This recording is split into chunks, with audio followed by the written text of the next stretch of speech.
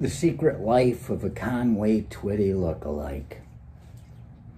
He'd just returned from Vietnam, and all he wanted was a quiet life of solace. The idea of civil service, the postal service, the idea of living alone, of only dealing with people for about 3 minutes at a time, sounded safe to him, sounded safe for others. So he scored in the 99th percentile on the civil service exam. So he could have chosen the best places to work. However, he chose the most dirt cheap places. Places out of the way where he could be alone. 2 weeks shy of 9 months, he had transferred twice and was on his third town. The first town didn't take long to recognize him mistakenly as Conway Twitty, to the point where he had to explain to everyone at every door that he wasn't Conway Twitty. He just looked a lot like him. Shortly after, they realized how stupid they were for believing Conway Twitty was delivering their mail day to day. They began making fun of him to cover their stupidity for believing. He was new on the job, so he let it go as long as he could until he couldn't take it anymore. That was about 5 months, and then he transferred. The second job was the same thing. It just didn't take as long before the next transfer. The third job followed the same cycle, so that 2 weeks in, 2 weeks added to nearly 9 months of homeowners running out to scream, "Sing me a song, Conway Twitty." He was on the verge of killing everyone in the office and or himself. Still, he was holding on to the line of, "I'm sorry, sir, ma'am, but I'm just a regular man, Harold Jenkins, postal carrier," until the day when one of the rednecks lying in wait for him came out cackling that Conway Twitty was the stupidest looking singer to ever make it music and must have taken it in the ass just to get the job. The citizen went on to wonder what, if Conway Twitty went through that, our man went through to get his job. Ha ha ha ha ha. Our man found himself running late after spending 45 minutes beating the living fuck out of the citizen. He came up to the house of a citizen he had not yet met. He gathered from her post that she had finished her schooling as a medical doctor and specialized in holistic medicine. She kept her own hours and could take care of herself. As he was reaching to put her mail in the box, she opened the door to grab the mail that was usually there. Seeing her beauty draped in a robe, fresh out of the shower, he dropped the mail short of her fingertips. Seeing him, she quietly mouthed the sincere admiration, "Oh my God, you're Conway Twitty." And she dropped the mail. She couldn't take her eyes off him as she genuflected to get it, looking down at her, looking up at him like that. He saw something he'd never seen, never to be seen again.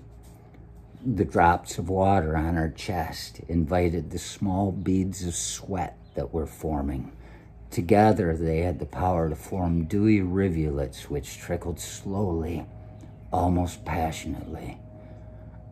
There can be great passion in taking one's time. Then he rumbled slowly into her eyes. "Hello, darling. Nice to see you. It's been a long time." And there, love became immediately physical. And he lied to her for the good of their life together. He told her, as a strong believer in the United States Postal Service, he wanted to do anything he could to keep the system working. He explained to her that he had chosen that liberal Kansas town to deliver mail once a week. It was voluntary to save the USPS money. She loved him as much as he loved her, so she believed him. In 9 months, after seeing each other 36 times, the orgasm instigated the birth. A child was born. The girl child had a face like a pug-waller dog, frizzy hair, and a huge cock. That child was the best physical manifestation of a Conway Twitty impersonator that ever existed, born of the second best, the one that never made a dime off Conway. What he got from Twitty instead was love, a love which was seen only once a week, but felt all week long. So you see, I don't end this telling you they lived happily ever after. I end this telling you how they lived happily ever after. One beautiful day at a time, chock full of a million beautiful lies.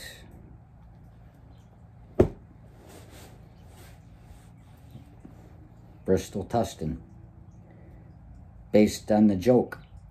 He presented this to me. I knew the joke that it was based upon, and he laughed, and he thought that it just needed a denouement. We needed to know what happened after this. We needed to know that this postal carrier who hated looking like Conway Twitty to everybody that he ever met suddenly liked it once it fucking benefited him. You know, we need to know that he didn't just screw that woman and leave town again. We needed to know that sometimes the most outlandish situations can occur and unexpected results come out of that. Who knows how we get where we're at? We're the only ones that know why we stay.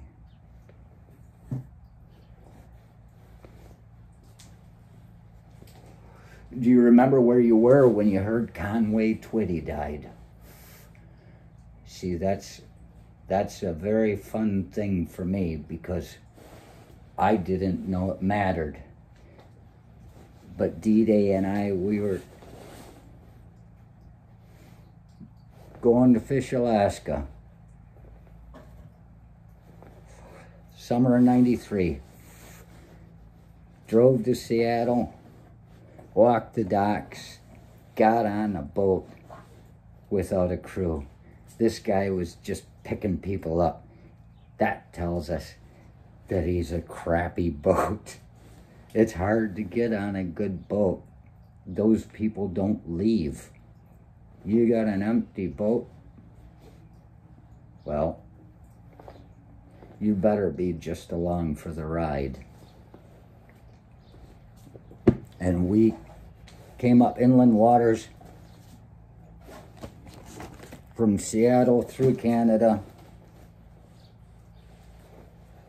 And we were pulling into, there it is, that's Sitka. We were pulling into Sitka, Alaska. And this guy came running down the docks. And he's like, and we're like, oh no, what's happened? World War IV?